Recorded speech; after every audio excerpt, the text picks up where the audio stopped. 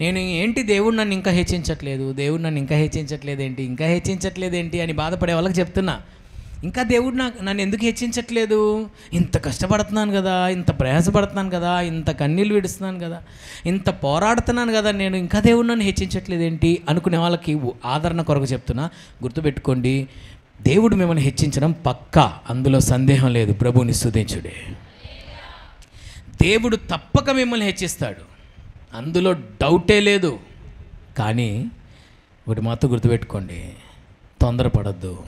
నిన్ను హెచ్చించడానికి దేవుడు ఒక సమయాన్ని నిర్ణయించాడు.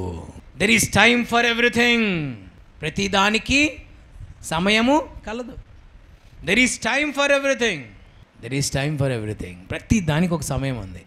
అయితే దేవుడు ఇంకా నన్ను హెచ్చించట్లేదేంటి, ఇంకా నన్ను దీవించట్లేదేంటి అని అనుకునే వాళ్ళ కోసం చెప్తున్నాను.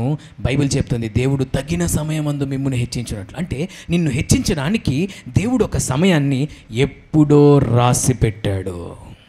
నిన్ను హెచ్చించడానికి దేవుడు ఒక సమయాన్ని ఎప్పుడో సెట్ చేసి పెట్టాడు.